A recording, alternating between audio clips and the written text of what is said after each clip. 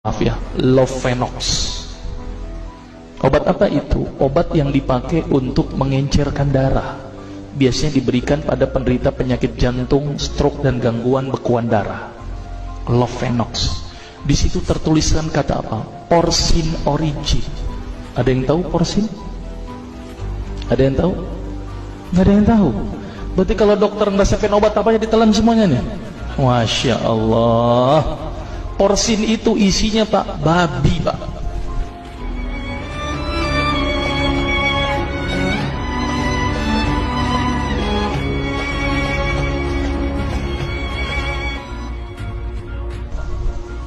Malah di boxnya tertulis kata-kata bener-bener bersumber dari babi. Saya bilang, waduh, berarti dok kalau antum resepin porsin satu pasien, antum telan itu obatnya, kira-kira ibadah orang tersebut diterima nggak sama Allah? Diterima apa tidak? Tidak akan diterima dok. Siapa yang dipersalahkan nanti? Antum yang menuliskan resep. Satu, diambil lagi obat yang kedua. Saya cerita latar belakang dulu ya sebelum saya terapi senyum. Diambil obat yang kedua. Pada waktu itu diambil apa? Atrapid. Apa itu? Insulin. Tulisannya apa? Human insulin.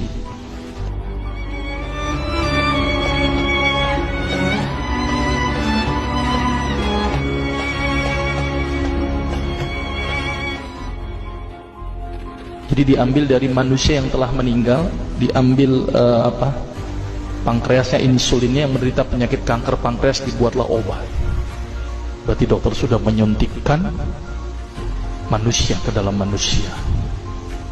Diambil lagi obat yang ketiga. Luar biasa ini dokter. Apa Ustadz ini? Diambil obat namanya analsik. Apa itu analsik? Obat untuk pusing. Ini di kalangan dokter sering resepin ini.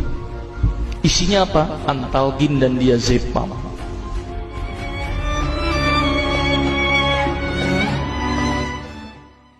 Diazepam, makanya kalau orang minum obat ini pasti ketagihan, saya yakin. Kalau minum obat warung nggak ngefek gitu. Karena kenapa? Karena mengandung diazepam. Diazepam itu apa? Narkoba Pak. Bikin kita teler.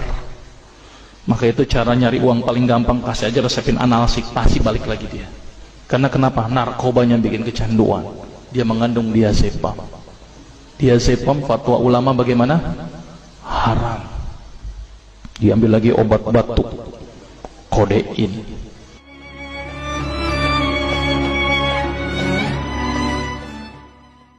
Maka itu kita minum obat batuk langsung hilang batuknya karena kodein. Kodein ini ternyata derivat dari narkoba. Berarti dokter sudah ngeresepin narkoba.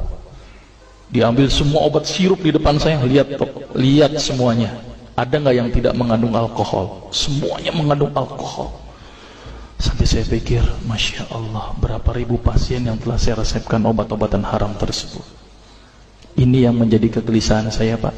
Maka itu saya beda haluan, kemudian belajar hadis, walaupun gak lulus-lulus biarin, gak apa-apa. Terus kemudian saya melihat ada sesuatu yang salah. Kenapa? Karena agama Islam tidak dipelajari secara benar. Banyak umat Islam saat ini belajar akidah, belajar akhlak, belajar fikih. Tapi lihat, pernahkah umat Islam di sini belajar masalah kesehatan Islam? Sedikit sekali. Kajian-kajian tentang kedokteran Islam hampir tidak ada. Makanya tidak heran sekarang umat Islam yang notabene hebat menurut saya katanya, tapi ternyata banyak yang sakit karena dilupakan aspek ini. Mudah-mudahan ini menjadi awalan kita untuk mengkaji, karena kajian ini rutin Pak. Jadi saya mengisi kaji di beberapa kantor di Jakarta itu per kali pertemuan, per hadis.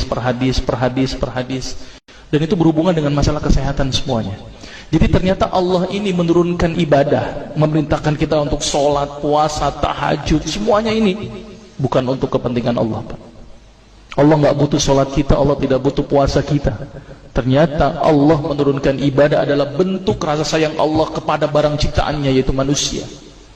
Seperti halnya orang menciptakan motor, mobil, maka di maintenance itu dengan adanya servis.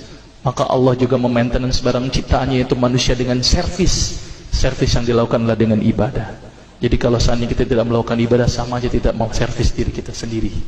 Saya akan terangkan ternyata semua amalan yang dicontohkan Rasul itu bermanfaat dari sisi kesehatan. Saya akan mulai nanti dengan terapi senyum ya. Ini lewat saja. Ini saya mohon maaf nyebutin obat-obatannya, mohon maaf ya. Ini juga mengandung plasenta. Plasenta itu ari-ari ya. Jadi di luar negeri itu ari-ari dipakai obat, Pak. Kalau di Indonesia diapain, Pak? Dikubur, kadang-kadang pakai apa? Kaca, pulpen, buku, kadang-kadang pakai kurungan ayam. Kreatif, tapi kreatif nggak benar. Gitu ya. Misalnya ini obat Lovenox namanya ya. Jadi bersumber babi. Ini yang mengandung narkoba. Wah, dulu tuh saya kalau jadi dokter gila-gilaan pengasih narkoba, Pak. Setiap ibu hamil, setiap ibu datang dengan bawa anak kecil, itu anak kecil Pak saya kasih narkoba, Pak. Kenapa? Karena ibu-ibu paling seneng kalau anaknya datang terus kemudian tidur pules. Wah, seneng banget tuh ibu-ibu. Apalagi obatnya yang tokcer, paling seneng itu orang. Maka itu saya kalau ngasih obat antibiotik dulu nggak namanya amoksisilin, ampicillin nggak level buat saya. Apa yang saya kasih cefalosporin, obat turun demam aja nggak ngefek, menurut saya cuma 500 mg Pak, 650. Dan selalu anak kecil datang kan alasannya takut kejang, selalu saya tambahkan apa ini Pak, luminal.